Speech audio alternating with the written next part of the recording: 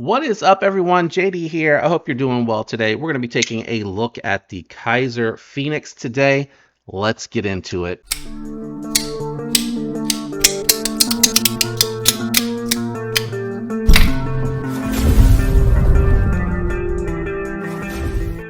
Man, this is the second Kizer I've gotten that is a full-size knife. Can I tell you how happy that makes me? Not that I have anything against the small knives, especially when the small knives have really good ergonomics, but I love a nice full-size EDC. I have larger hands, and the ergos on them are always so much better for me. So really happy to see this coming in. What we're going to be doing is some size comparisons, profile, weight, and then we'll jump into thoughts and impressions. So really quick, let's kick it off with a couple of budget knives. Here it is against the Miguron Montreal. That one is more medium EDC size. And then here it is against the Civivi Vision FG. 100% a full-size knife, coming in, I think, just over or like 8.4 inches. So definitely got some length on it. I think some of that is the trailing point, and then the handle definitely has a lot more space on it. So thanks to Matt Holly out there, I believe is the designer for this. Good job. Here it is against the Spyderco Shaman, and as you can see, it is definitely more handle and about the same blade length as the Shaman, and then a Spyderco Para 3 for those of you that like those more medium-sized EDC knives. Let's go ahead and check out the profile against these two larger comparisons that we have out here. This one's really comparable to the Spyderco Shaman. You can see they're very similar as far as thickness, and then the Vision FG also very comparable as well. So glad to see that. Love it. Let's go ahead and grab the scale, bring that out here. This feels like a 4.5 ounce knife. Yeah, 4.3 ounces.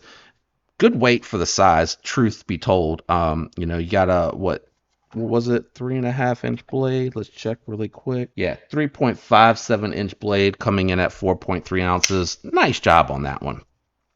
Let's talk the ergos first. Great handle shape. It feels very comfortable.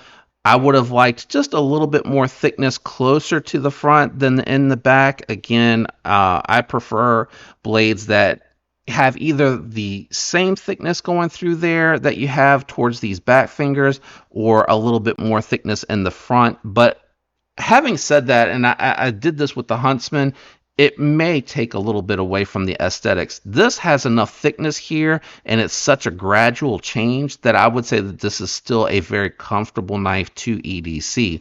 Kizer did a nice job with the scales here. It's all chamfered and knocked down all around the edges, very comfortable. It does have a titanium pocket clip coated to match the blade, and it is nested ever so slightly in the scale here, I believe. Maybe not. Actually, no, this looks like it's sitting flush. So I'm assuming, or maybe with the contouring. It could be with the contouring. It may be flush here, and then it's kind of nested into the scale a little bit. At least that's how it's looking. You got a titanium backspacer, it looks like. I think. Yeah, steel hardware, steel liners.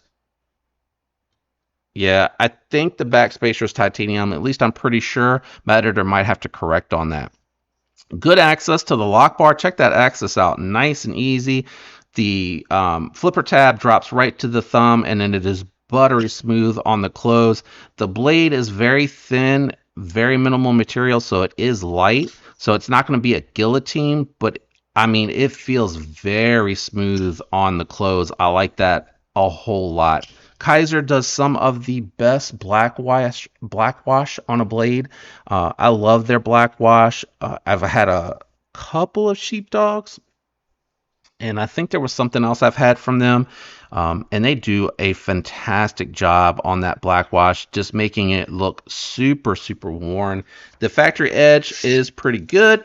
S35VN has good edge retention. This has been in the pass around group, so it does feel like there's a couple little spots. So I may just strop it up a little bit before it goes to the next one, because I think like right about there feels like there's a little bit of toothiness going on, so I'm not quite sure what the last reviewer may have done to test it, but this has really thin stock on it. Like, it is a laser blade sharpener.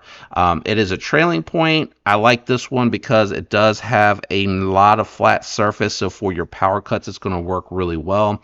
And then any detailed work on this one here, it's going to require like quite the angle, you know, to get to that tip, because if you look at it, you know, you're getting all the way up here, almost straight up and down to get to that. So for detailed work, this is not going to be really your game.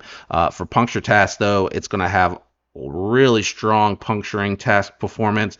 And then when you get to whatever it is that you need to, you know, on the long material, you'll stop right there about the thumb, you know, unless you're trying to go all the way to the thumb studs. But I would say the thumb be a good gauge for like breaking down a really big piece of cardboard, and then you can kind of move in and just change your angle and power through. This is going to be really good for that. Super thin. Kizer did a nice job here with the dark matter copper carbon fiber. I mean, it just looks really good. They're very subtle pieces of oranges on my example here for this pass around. Shout out to Lefty. Thank you for including me, brother, on the pass around on this. I really appreciate it. The branding, I wish the branding was a little bit more washed out, a little bit more faded. Having said that, it's not awful. Ceramic bearings on here, so again, action is really good. You have a captive pivot. It looks like T8 hardware all throughout. Let me double check that. Yep, T8. Yep, T8. T8. So it's going to make maintenance super easy. No side to side play, no up and down play. Just a really great knife, under 200 bucks. It's going to be really hard to beat. You can pick up a Shaman for just over $200. Or if you are on a budget, I highly recommend this VV Vision FG for anything under 100 bucks. The Nitro V G10 combination or micarta or Ultim combination, all fantastic options with this super lock. Going to be really slicey, have a nice fidget factor to it. But if you're looking for something a little bit more unique, this is definitely going to be your bag. Kizer does a great job, and you know, it is a very cool design that's comfortable to use. It's going to be a really unique piece that you can add to the collection. What are your thoughts about the Kizer Phoenix? Let me know in the comments down below. Don't forget the links are down there for you to use if you would like. It helps the channel when you do. No big deal if you don't. Shout out to everyone out there that uses the links, that comments, that subscribes, watches the videos on a consistent basis. All of that helps this channel, and I am grateful for it, and I appreciate you. I hope all of you have a fantastic week, and until next time, peace.